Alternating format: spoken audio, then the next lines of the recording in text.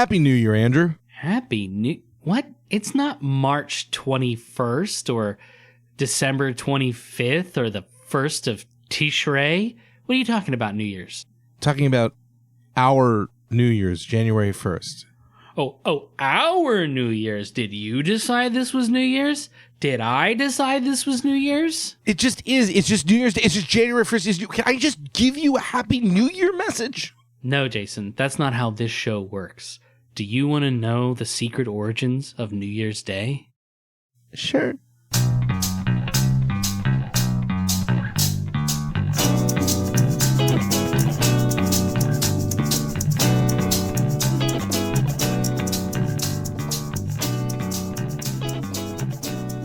The sun is high, the day is nigh, and it's time for another edition of Seemingly Unrelated. I am one of your two co-hosts. I am Jason Heat.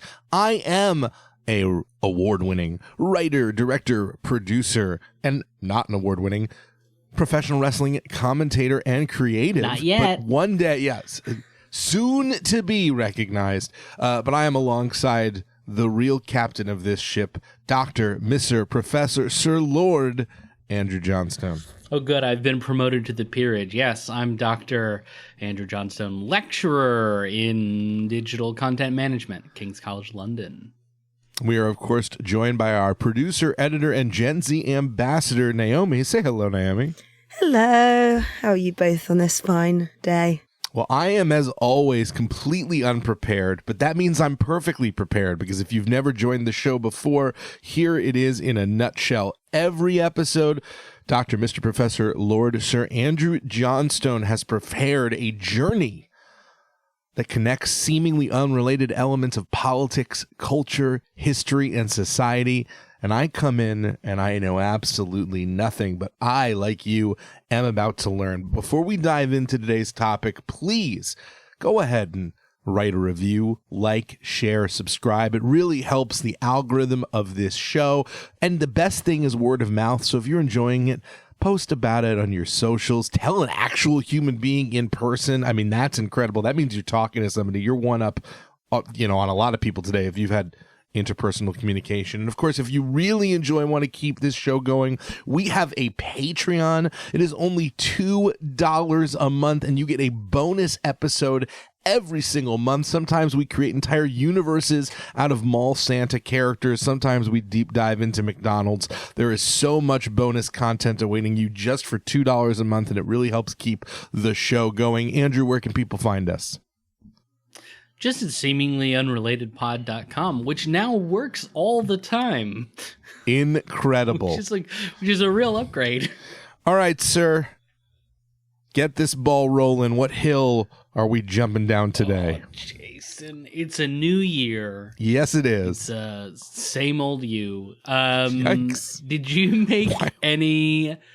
You got any New Year's resolutions in the tank for this year? I don't know if I like to think of them as resolutions, but I do have goals. I've been working on a strategic plan for this year. My life feels smaller right now than I would like it to be, and I want to try and lean into getting a life that I'm more excited about living. I think that means leaning into more discomfort. I think it means taking more risks. I think it means trying to establish more connections. So there's just honestly a lot. I have a lot of things in this year that I'm trying to get done. It's a very additive process, your New Year's resolutions, which I think is really what you want to be aiming for based on some of the data. But when this episode drops, we will have hit a significant milestone. Do you know, Jason, what the failure rate of New Year's resolutions is, allegedly, by the 4th of February of a given year? Like 67%? Yes, some sources have said 67%. I've seen sources that also say 80%, as many as 8 out of 10, that's 4 out of 5, resolutions will fail by the first week of February. Have you ever actually kept a New Year's resolution? Because I don't think I ever have a singular time. I'm gonna one up you on that one, Naomi. Don't think I've ever made a New Year's resolution. I just don't think resolutions. That's why I was saying I'm trying to put together a strategic plan. I'm trying to use it as a launching point for a new life. I'm always trying to do like new lifestyle systems, but rather than it be like, here is this one thing I resolved to do, and then when I fall off the horse, I failed, as opposed to like, here's a way to recalibrate the decision making that I'm going to use coming into this new year. This summarizes you in general. You have a very positive attitude. You are a deep well of optimism that I go to on a regular basis with a bucket full of, I just read the news and I need to I need to feel better about life. Well, the news is it's difficult these days. I'm not going to lie or sugarcoat it. And if I sugarcoated it, it'd be worse for me because I have diabetes. Yeah, that's no good for you. We'll start off with the seemingly unrelated, and that actually most resolutions, well, roughly about half of resolutions succeed as much as they fail. Most of them do not fail, according to actual hard data and not a Facebook post that your mom put out or your aunt that was like, it always fails. Here's how you do a better version of it. It's actually basically a coin toss whether or not a New Year's resolution will succeed for 1 year or whether or not one will falter within 1 year. But I do have here the results of some of that study talk about that stickability. How do we ensure that our New Year's resolutions stick around for a year? And I want to just share those real quick. Number one. Well, real quick, before that, if you're going to do it based on podcasting to sort of really share a little bit of the secret sauce, similar thing is that most podcasts fail before 8 episodes. So we made sure that we had 8 episodes in the can before we launched. So we were already ahead of the game. So if you really want to be successful, cheat. Come up with your New Year's resolution 2 months before the new year, already get started on it. And so it's a habit that you've built up, and then you're continuing to do it throughout the new year instead of putting a lot of pressure on yourself at the top of the new year. That is actually very sound advice. You'll appreciate this, Jason. The number one way to help you succeed is to focus on approach-oriented goals rather than avoidance-oriented goals. So thinking about how you do things is just exactly what you just said. The mentality and the shifting is much more successful, as 10% more successful. So it's a difference between like a 47% success rate and a 47 or 48% failure rate. Is to do that as opposed to saying like, oh, I want to lose 10 pounds or I want to stop eating, I don't know, bread, whatever people, the exercise and diet are like the most common New Year's resolutions. And those are much more likely significantly to not make it to 1 year. Whereas your approach, Jason, is actually the most likely way to do it. So congratulations. Thank you so much. The number 2 really important thing when it comes to stickability of resolutions is flexibility. Flexibility is more effective than tenacity. If your goal is to quote unquote eat more healthy, which is mindset, we're going more approach oriented, then a nice goal would be like, I want to eat somewhere between 4 and 6 fruits and vegetables a day. That would be a more effective, because then if you hit 4, you've still succeeded. And if you hit 6, you kind of give yourself a pat on the back for really succeeding. And I'm sure there's a balance too, because I think intentionality is also important, right? Like you've got to come in with some degree of intention for tactics while also giving yourself that flexibility. Absolutely. Like if you have no intentionality or tenacity, then no, it's not going to work at all.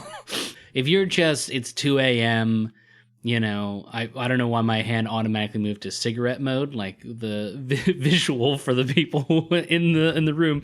I went straight into smoking at 2 a.m. It is like the prelude to Matchbox 20's 3 a.m. At 2 a.m. is smoking, and at 3 a.m. he must be lonely. Yeah. Smoking, something I've done, I don't know, I've smoked less than a pack of cigarettes in my entire life. Real quick, Naomi, do you have any familiarity with the Matchbox 20 song 3 a.m.? And now for something completely unrelated. No idea.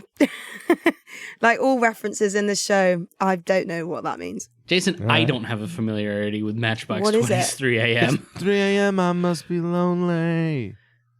She said, baby. It's not ringing any bells, but I don't know if it's your... Is that the chorus? I was going to say maybe it's your rendition. Well, I'm not singing it very well, both due to a worry about copyright issues as well as a worry about I'm not warmed up. No, honestly, if you put a gun to my head and said, Andrew, name a Matchbox 20 song, I would probably accidentally name a Goo Goo Dolls song. Come on, like Bent, can't you help me? I'm bent. I'm so scared that I'll never get put back together. Oh, is that Matchbox 20? I don't even know what Matchbox 20 is. I've never even heard the name. Oh, Naomi, you're better off. You're not better or worse off. They're not like, they're a perfectly valid pop, like rock band from the early 2000s and late 90s. I'll have to look them up and see what I think. No, you're good.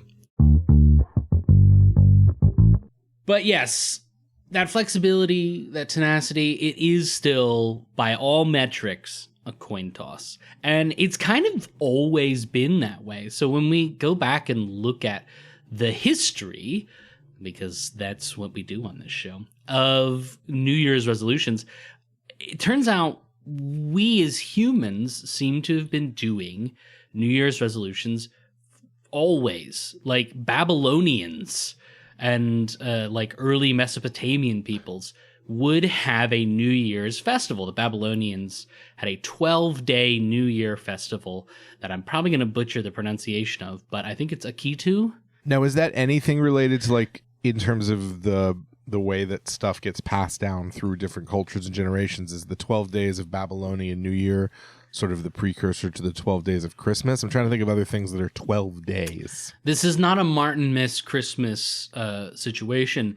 It turns out every civilization, for the most part, has had a New Year's celebration, and most of them have a New Year's resolution component. Having a time that the next season starts, the new chapter begins, and then using that as a launching point for, okay, I'm going to give myself a date to push forward from, because this moment feels too much. But 3 weeks from now, when it's season 2, I'll be able to get myself ready. That just fundamentally speaks to me about our need to exert some sort of control over the world and exert control over our narratives and like our desire for stories. Yeah, absolutely. And for the ancient Babylonians, the big emphasis was on repaying their debts. No, it was on repaying their debts, Jason. My theme today is going to be late 90s, early 2000s. Stop it. Pop rock staples. Stop it. Yes, for the Babylonians, the New Year's resolution was to repay their debts for the year ahead. And they believed that if they did that, if they fulfilled their New Year promises, the gods would look favorably upon them, especially with regards to the harvest of the crops. Because, Jason, the New Year's festival, the 12-day festival, was when you also planted the crops for the season. Now, quick, just because I don't know, we don't need to get too deep in the weeds on this, but can you give me like one or two of the cast of characters of the Babylonian gods? This might be a blind spot in my knowledge, weirdly enough, is Babylonian gods. I think this is the very first time that's happened. Let's ring a little bell right here. Bing, bing, bing, bing, bing, bing, bing. I just stumped the stone. Drew no water intellectually from this stone. I do find it mad that you do know the answer to pretty much every question except that. And sometimes I think you could just make stuff up and I would just be like, yeah, sure. Yeah. I mean, that is my whole career for like at least a decade, was whenever students would ask a question, I would just give them a compelling answer and not necessarily a true one. It's all about the storytelling. Yeah, exactly. Rather than the factual, yeah. Revealing my secrets. If we're planting the crops, though, Jason, that means that New Year's for the Babylonians was most assuredly not the 1st of January. When did the Babylonians celebrate the new year? Well, I'm going to assume that they don't name their months the way that we do. Yeah. So I'm not going to get caught in that trick question. In terms of they're planting the crops, how long crops take to grow, and when do they get harvested? They harvest in the fall. No, they harvest in the spring. They grow in the spring, the summer, the rain season. When do you put the things in? Hold on. The earth is moist at times, but when do you... Fern Gully. Where's the water? I'm drowning. We're all drowning. I think we'll just say, is it March? Yes. Pretty much. I got there. I was lost through the wilderness, but the gods abandoned me, and instead I found my own way. You did it. To the harvest. March. You found your way there. The vernal equinox, springtime, would be when the New Year's was for Babylonians, because as they were a river delta people, the Tigris... Fern Gully. Nope. No, you're right. That's the Amazon River. Apologies. Pretty sure Fern Gully does take place in the Amazon.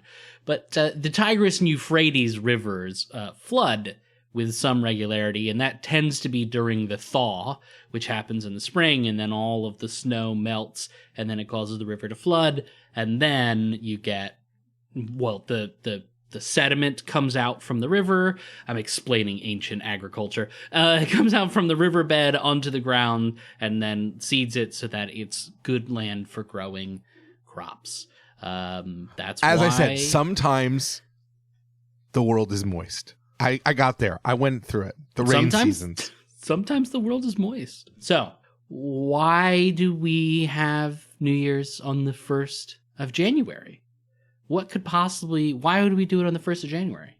I have no idea why January specifically. Yeah, it always struck me as strange, because the Babylonian tradition, which is also pretty normal in a lot of different, like, the pagan traditions and some traditions in, like, East Asia, Central Africa, South America, North America, like, the spring is the new year. Because in my head, that makes sense. Springtime is the rebirth, the regrowth.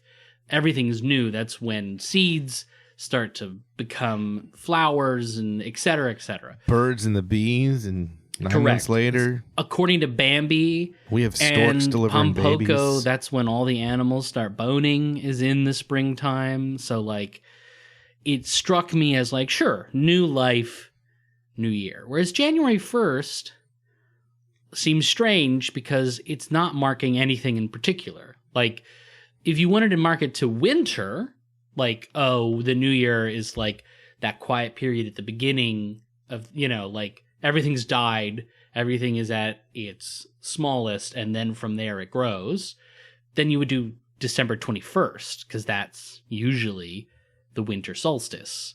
So, like, why randomly choose? Like, even, why wouldn't you just peg, if we wanted to make it January 1st, why not peg that to the winter solstice? Why make it, like, 10, 11 days after the winter solstice? Isn't that when he rose? No. Oddly enough, Punxsutawney Phil did not. First of all, didn't die for our sins. Despite, and that's the problem. That's the problem. That's why we live in the world we live in. We need a groundhog to take the bullet for us. Again, I don't get... What's the reference? You... And now for something completely unrelated. No, that makes sense. Punxsutawney Phil makes no sense to an English person. Oh, you're familiar with Groundhog's Day, perhaps? Yeah, Naomi? I've seen the Tom Hanks film. The Bill Murray film. Oh, was it Bill Murray? Shit. You mean the Bill Murray film? But yes, I did. I knew exactly. You're right. You're right. Tom Hanks and Bill Murray. They're just two old white guys. So, in the United States, in February, we started this tradition sometime, it seems like, in the late 18th century, where animals would signal the coming of spring. There's different animals in different parts of the country, but in Pennsylvania, which in the 18th century was like one of the biggest states, there would be a groundhog. The groundhog would come out. I gotta tell you, in 2024, it's still one of the most important states. I want to hear about what's the groundhog though. Hold on. So the groundhog comes out of his little hole, and if he sees his shadow, that means that winter will be longer. And if he doesn't see his shadow, then winter will be shorter. It's just some weird Makes folklore bullshit. Complete sense. But it's always Punxsutawney Phil. That's his name, and he's immortal. Oh. And now is the official groundhog of the United States, is in Punxsutawney, Pennsylvania. I'm just going to say, Jason mocked Bonfire Night last episode, saying that was stupid. But you're all looking at groundhogs, looking at their shadows, and being like, yeah, that says something about winter. She's got you, Jason. It seems a bit silly. You think I don't think this is stupid? Sorry. Yeah. Also, I love that you said, I mean, we can cut this, as if we're keeping this whole rant about the groundhog. As if that is staying in A half an hour chat. Fuck was I talking about? Oh, because Jason said something about the rising again, and then he said Punxsutawney Phil because it was funny because he was obviously alluding to Jesus. If you explain the joke, that makes it funnier. That's a runner for us. Now I know where we are. Oh my God. It's like breaking down the structure of my humor. But he has to explain the jokes to me because I don't get any of them. No, neither Jesus nor Punxsutawney Phil brought us the first instance of January 1st being the new year. No. It was that other groundhog creature, that other mammal who emerges from a dark cave, Julius Caesar. He implemented a new calendar system you may have heard of, Jason, called the Julian calendar. That is the thing that is actually named for Julius Caesar, as opposed to Caesar salad, which is not named for Julius Caesar, but was named for a waiter in Mexico named Caesar. But Julius Caesar he ordered the creation of the Julian calendar system in 46 BCE, and he wanted the first month of the year to be named for the god/goddess Janus, hence January. Now let me give you a chance to reclaim some shame from earlier. Talk to me about the goddess Janus. So Janus is a two-faced god. It has a face in the front and a face in the back. One is male, one is female, making Janus a early or sort of an antiquity example of transgender people that I do like to throw in the face of everyone who is transphobic because they're like, oh, these trans people came out of nowhere. And I'm like, 2,000 years ago, buddy. Suck it. So Janus is also the patron deity of doors, archways, and transitions. So Janus, shocking. Legitimately early trans icon. Yes. So Janus looks forward and backwards at the same time because there's a face on the front and the face on the back of the head.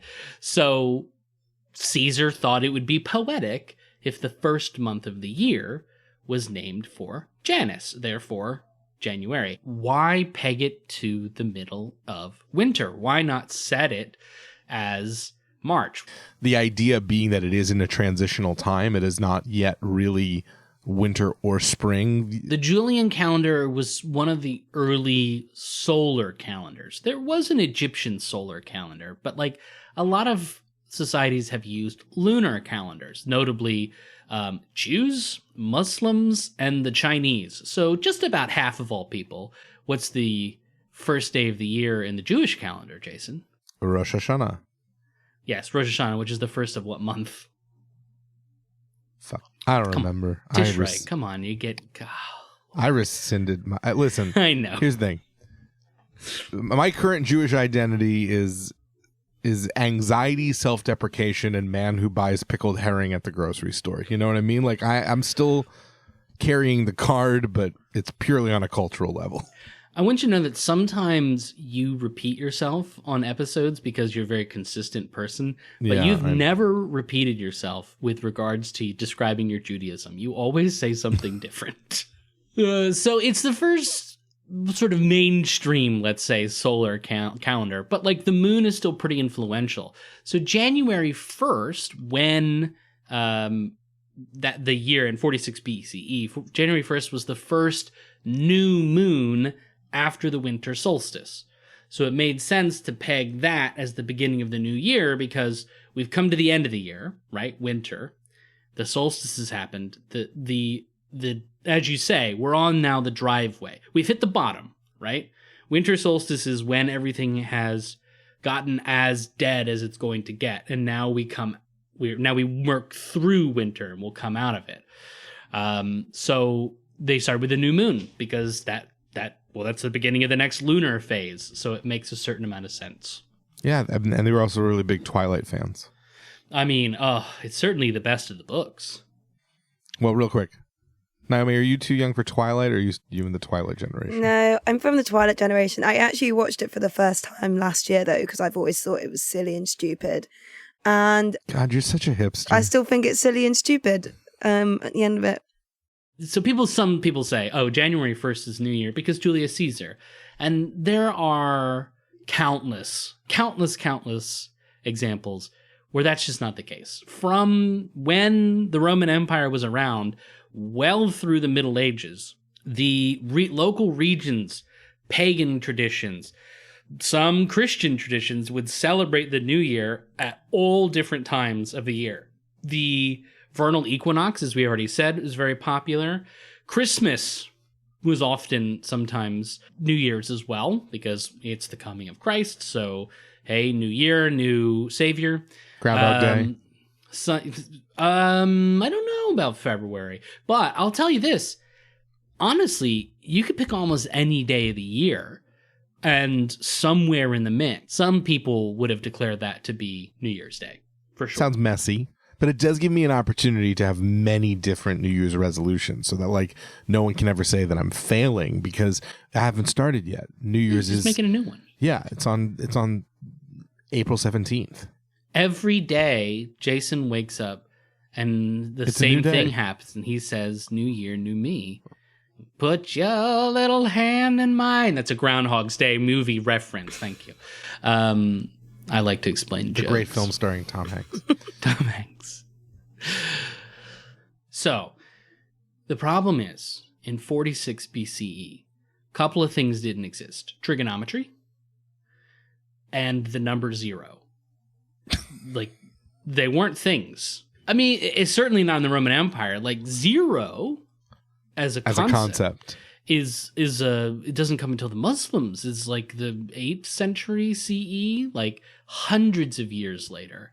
Like, so it's quite impressive that they got as close to 365 and a quarter days, given that, like, they didn't have the number 0. That's why Roman numerals are so convoluted, whereas Arabic numerals are just 0 to 9.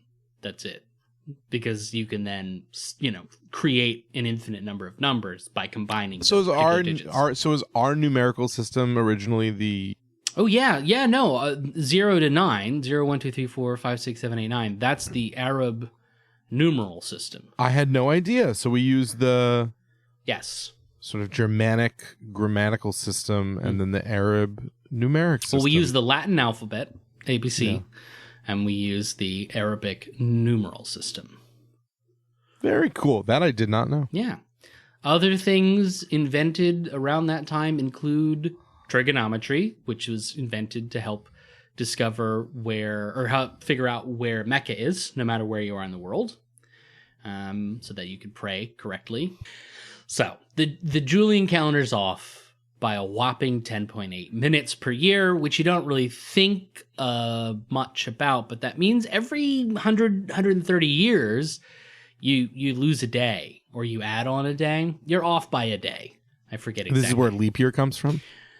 So, there were many attempts to correct this with various leap days, but it was very hard to keep track of across Europe. So that by the 1500s, even with leap days integrated, the calendar was off by a whole week. There were 7 days where that was actually what day it was, based on our position around the sun. But the calendar was completely off by those 7 days. But isn't all this like meaningless because we've made it all up anyways? No, it's not meaningless to the Catholic Church, because then it meant that they were celebrating Easter on the wrong day. And that is simply not acceptable, Jason. Celebrating Easter on the wrong day means a lot. Well, you're shaking the firmaments. Yeah, it's really bad, which means we need a hero, someone to save the day. That hero, Jason, is Pope Gregory the 13th. Not what I was expecting. You weren't expecting Pope Gregory the 13th. Well, it is seemingly unrelated. You're never expecting Pope Gregory the 13th, but I wasn't expecting your hero to be a pope. Yeah, so in 1582, he decided this shit was over. He wasn't going to put up with it anymore. He wanted to know when Easter was supposed to be exactly every year. And so he had his, I don't know, his conclave something. That's a movie that just came out. That I'm going to go see tomorrow, so don't say anything. I hear I'm just going to say, I think this is my...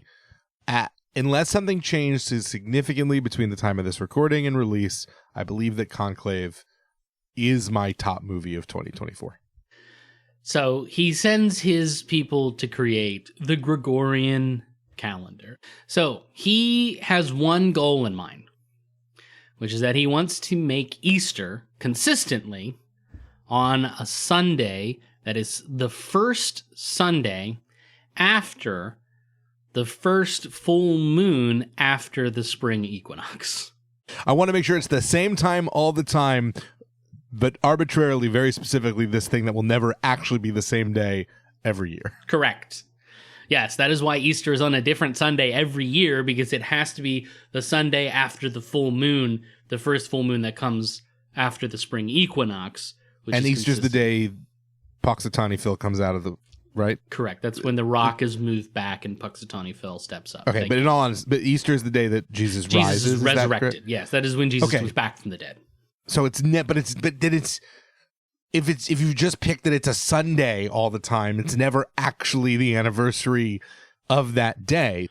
The issue is we don't know the exact day that Jesus was crucified or resurrected.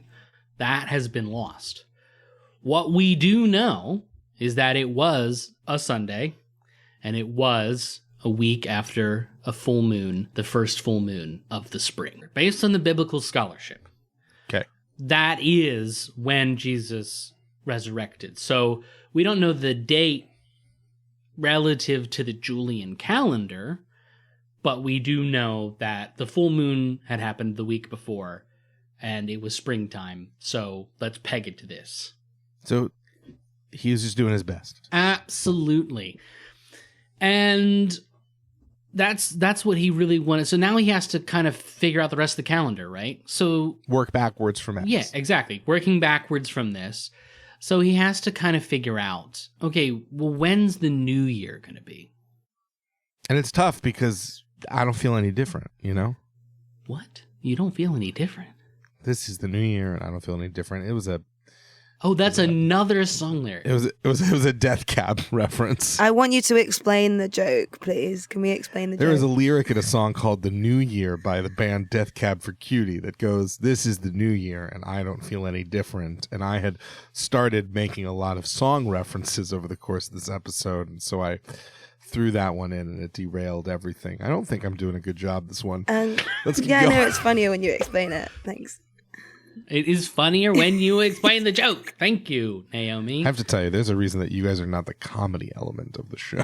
Well, he's got three options for what New Year's Day could be. One, he could peg it to what's called Annunciation. So Annunciation, Jason, is the day that Jesus was conceived. It's the day that the archangel... Do we know that day specifically? Yes, we do. That day we do know the day of. How do we know the day that Jesus was conceived by God? But we don't know the day that he was... Yeah. Jesus he was conceived on March 25th. Biblical scholars note that the archangel comes and visits Mary and says, "You've got a baby inside of you," on the 25th of March. Nailed it. Well, okay. That's the day that we know, but like... the deed could have happened the day before. No. The night before. That's not how that works. This is not... She didn't have sex with God. No deed was done. This isn't a Zeus thing? No. I'm genuinely worried that I can't release anything that I've said this entire episode. So explain the Immaculate Conception to this Jew, please. Did you think that Mary had sex with God? No, it's God. He just I don't know. I'm not even being funny. I legitimately don't. Like, you can't meet God until you're dead already. That's not how it works. The angels carry things down, and angels don't have. You're also a Neil Gaiman fan, so yes. Well, before, but you now know then that angels don't have penises. Is the conception, is Silent Night, Holy Night, is that about the night that the angel comes? And now for something completely unrelated. But here's the thing: if the angel comes, then like they are having sex, right? Ba-dum-bum. It's just a surrogate. I feel like we're being really mean to Jason today. I am legitimately worried that I'm going to somehow get myself in trouble. You're not going to. So I feel like you've not said anything suspect. You just said angels come. The angel comes. I was just about to write that. I What? thought that was funny. I don't think it's too bad. I think that's funny. I agree with Naomi. Keep angels coming joke. Annunciation Day. The Annunciation. So really the Annunciation is when like it is announced that there is a baby in her. It's not necessarily the day of the conception. It's the day of the announcement. Is that where the Annunciation? Yes, but why it is it is called the day- Annunciation? Because it is when the angel visits. It's when she becomes aware. Because you can't call it the Conception Day. These are Catholics, Jason. They don't think that sex is real until they're knee deep in it and they don't know what the hell is going on. If they're knee deep in it, they're not doing it right. Or they're doing it really right. Ew. Why, by the way, Christmas is on December 25th? Because exactly 9 days after the Annunciation is 9 months, after the Annunciation is December 25th. That's why we celebrate Christmas on the 25th of December. Because Jesus was born like clockwork at the 9 months after he was conceived. The key thing is that as Gregory's filling out the calendar, and he's got Easter pinned down to this, I have to read it again because it's so complicated. The first Sunday after the full moon that occurs on or after the spring equinox. It's incredible to me that all of this, I know we're talking about incredibly important, significant religious events for a lot of people, so I am intentionally making some light, but not trying to like dismiss or diminish. But really what you're talking about is a man putting together a production calendar. Like, this guy's just doing my job. You're not wrong. Jason, right? Like, you're not wrong. Like, I'm like, all right, well, we got to do the deliverable on this date, which means that we have to do this here, which means this has to happen, and we got to take a time off. Like, I'm having some like sympathetic pains for Gregory right now as I think about like planning my next year's worth of deliverables. Yeah. Gregory needs to choose when New Year's Day is going to be. Now, he basically doesn't want New Year's Day to interfere with any other holidays. So, like, for example, if something is going to happen on Easter on the liturgical calendar, Easter takes priority, for sure. If something's going to happen on Christmas, Christmas takes priority, always, right? No, absolutely. It makes complete sense because if you've ever known somebody who has a birthday on one of the major holidays, it fucking sucks for them because Absolutely. My girlfriend's birthday is New Year's Eve. And A, it's super close to Christmas, and B, it is New Year's Eve. It never gets to take primary residence like as the celebration for her. He is trying to make sure that don't happen. There isn't a competition between New Year's and Big Daddy J. Exactly. He just doesn't really want that. And the thing is, it also gets messed up because in Catholicism, holidays aren't single days. They are called octaves. They're 8 days. Every holiday has an octave. Easter has an octave. Easter Sunday is the first day of Easter. And then you go 8 days later, the next Sunday, is the octave of Easter. And in Catholicism, the first and last days of an octave are the big celebration days of that particular holiday. Is that still the case now? Because I've never heard about the octave in America. It is still the thing in Catholicism. America was founded by Protestants. The Protestants kind of got rid of that sort of thing. They're kind of famous for being workaholics. So this octave thing is super common in every major holiday of the Catholic calendar.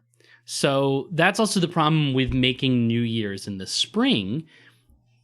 Are we going to run into Easter? Are we going to run into Annunciation? Like, how is this octave thing gonna go?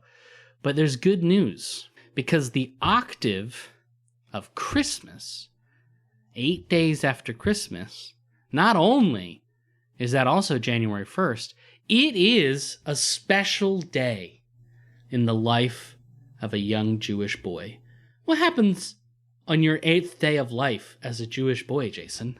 Assuming all health complications are not an issue, at 8 days, you get taken into a room, you are naked, you're in front of so many strangers, you're given a little dab of wine to begin a lifetime of alcoholism. No, to numb your senses slightly, and a man professionally takes a little snip of your foreskin and cuts off some of your penis skin in what we call the bris. That's right. New Year's Day was selected to be New Year's Day because it is the day of Jesus's bris. And the bris in the Jewish tradition for men, the circumcision, is the celebration of the covenant with God. It is when an infant has now become one of the chosen people, has agreed to be Jewish and to follow that faith for the rest of that young baby's life, however long it may be. Spoilers. Quite a twist by the end. Yeah, well, yeah, in the case of Jesus. Jesus. He really threw them for a loop. Yeah, no, New Year's Day is the day that Jesus got his dick snipped. That is... What? This is maybe the most wild payoff from beginning to end that I've ever experienced on this show. Yeah. As you started talking about New Year's resolutions. Are you serious? Like, yeah. New Year's Day legitimately is chosen because that's the day? Yep. Now, Gregory is not the first. He's not the first person to do this. This was actually a common practice in a lot of like Southeastern and Eastern European countries from like the late Roman Empire into the Middle Ages. So like he's not the first person to come up with it. But of all the choices of New Year's days, instead of going for spring, instead of making it Christmas, he made it the octave of Christmas because it's Jesus's. How does no one know that? Like, I feel like this should be acknowledged. Like, how does no one know this? I agree. How is this not a Hallmark movie, right? Every like Christian holiday, you know, like Easter was Jesus being resurrected. Christmas is his birthday. Like, how is this not known? Probably because to do so would be to highlight his Jewish identity, which is, I think, that's the probably reason. Particularly awkward. It's his like Jewish erasure, specifically English Jewish erasure, because the English, fucking hate Jews historically. They are anti-Semitic. They're still creaky hands on the anti-Semitism. I mean, we had a whole investigation into the Labor Party a few years ago that we thought was bullshit, and then you were like, oh, actually, there's some real anti-Semitism. Oh, yeah. Just want to be clear. We're talking about the systemic systems of Britain, Yes. not individual British Not individuals. people. No. Most British people. But yeah, there are was like not there was a racist. whole big thing about it in the government not long ago. So that is actually what it is. I'm not like fucking around. You're like it not was wrong. So like during like the British Civil War period, which is like mostly the 1640s and 1650s, that was the first time that Jews were allowed back into Britain. Oliver Cromwell. So they had been banned from Britain way back in the 1200s during the blood libel case, in which some Jewish people were accused of eating a young girl from a local village, and then all Jews were banned from Britain for 400 years.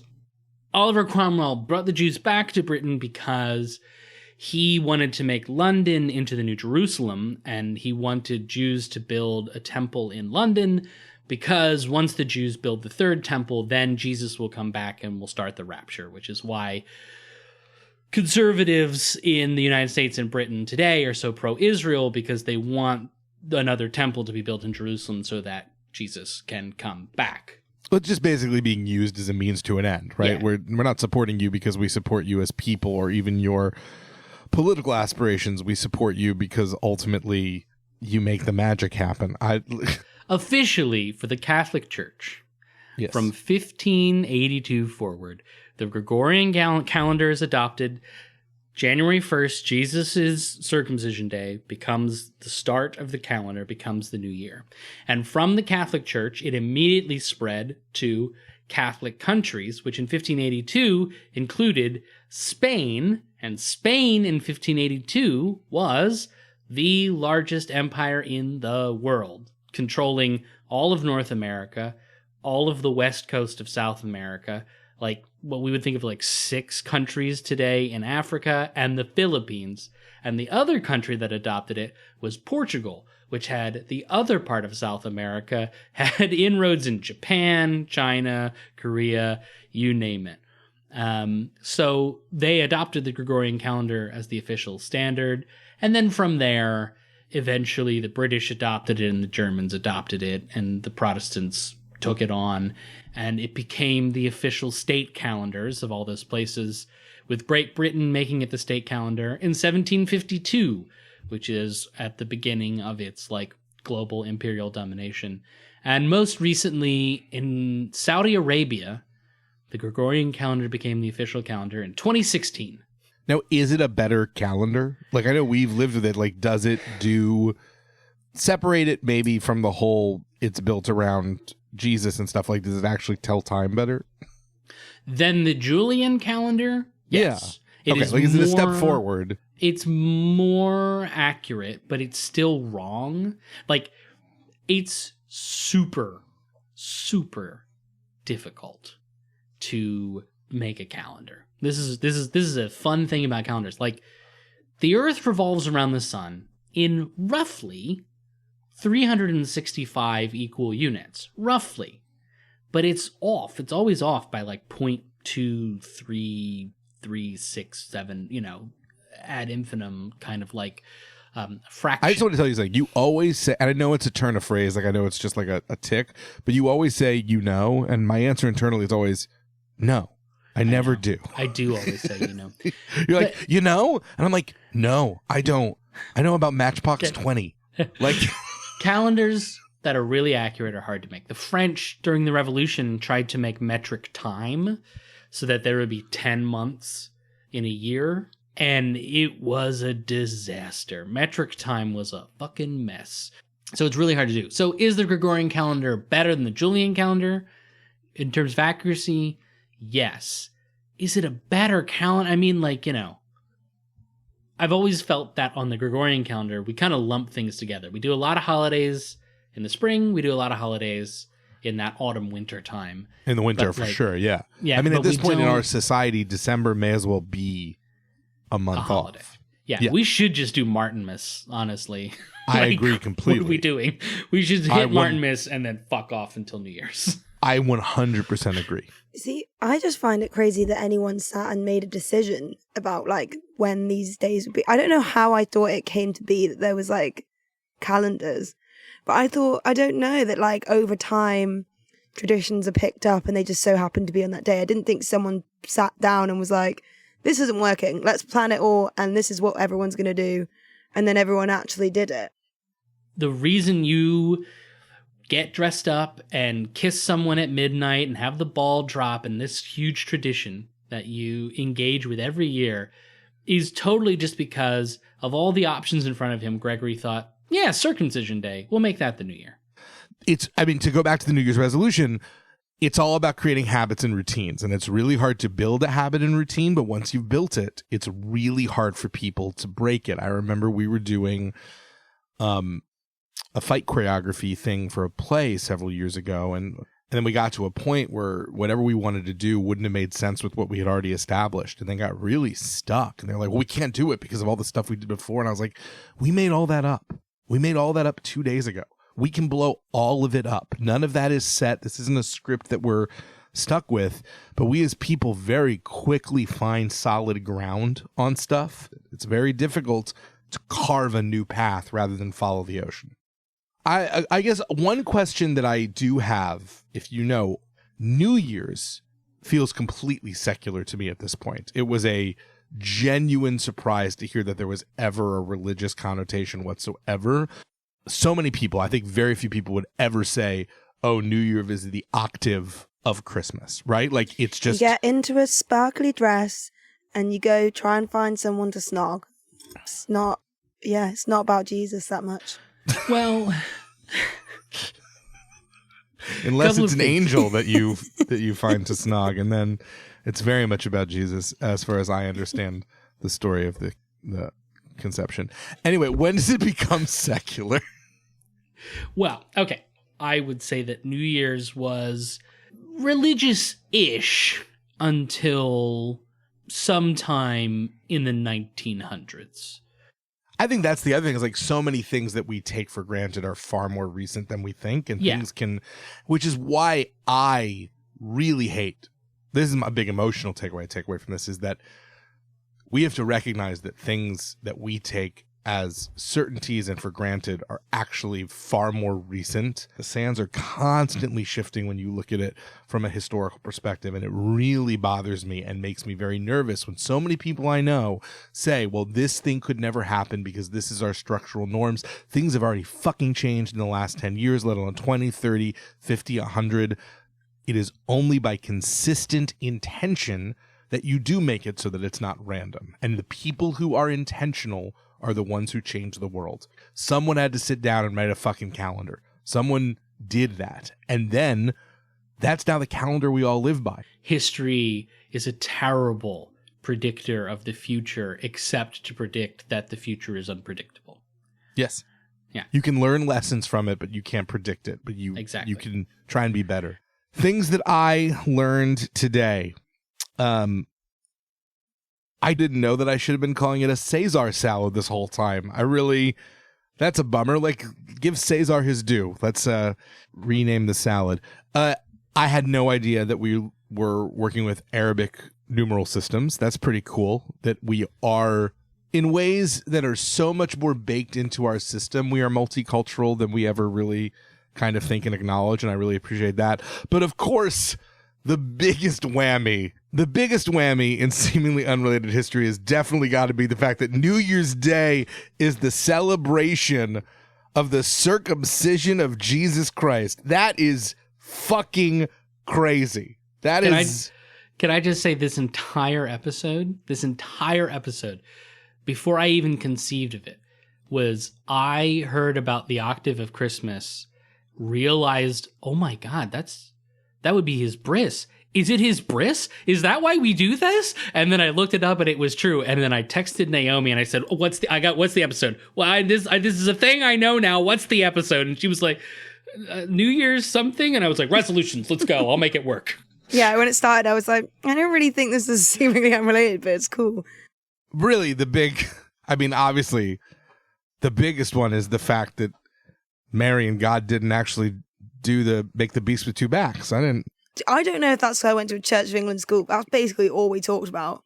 I went to a Jewish day school. We don't talk about Jesus at all. I always thought this was common knowledge, but my gran used to make me read the story of Jesus' conception every Christmas before we could open presents. So if it's not a conception of something, don't get conceived, baby. You know what I mean? The angel came and the angel was like, "You're gonna have a baby." Yeah, I bet the angel did come. That's my thing. Like, I think Jason is the only one learning this today. I thought this was common knowledge. The whole audience is gonna be like, they're gonna be doing one big eye roll. But yeah, my gran did used to make me read that story. I relate it with the trauma of waiting to open all my presents. Yeah, great. Yeah, that's fair.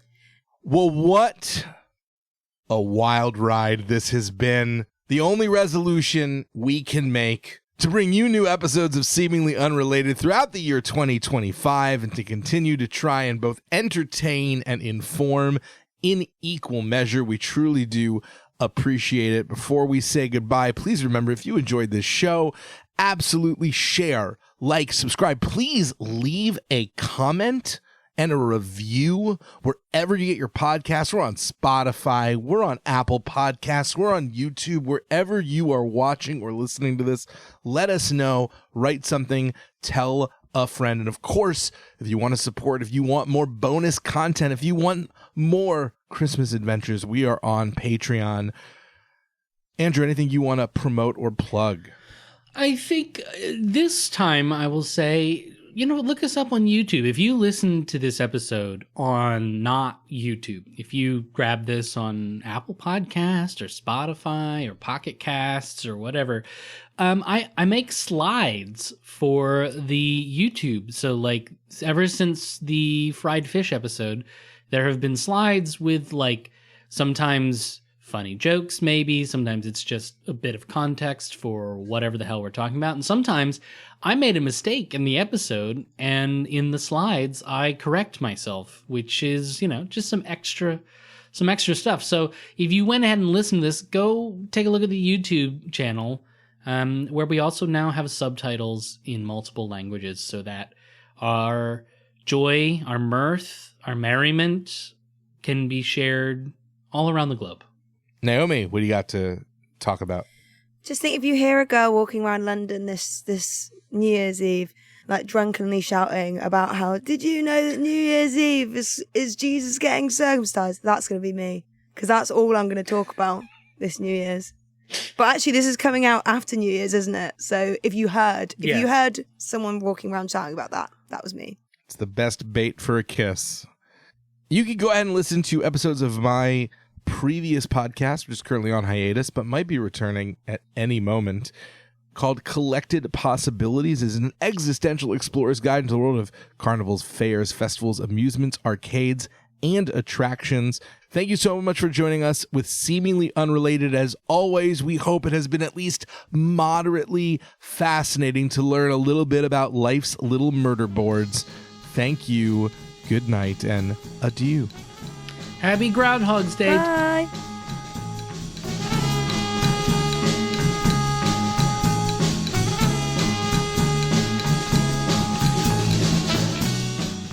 Seemingly Unrelated is a Life's Little Murder Boards production. Created and hosted by Andrew Johnstone and Jason Howard. Audio production and editing services provided by Naomi Cohn. Our artwork is by Megan Zemet. The theme song is Irizumi by Pistol Jazz. To find out more about everyone involved and access the show notes for this episode, visit us at seeminglyunrelatedpod.com.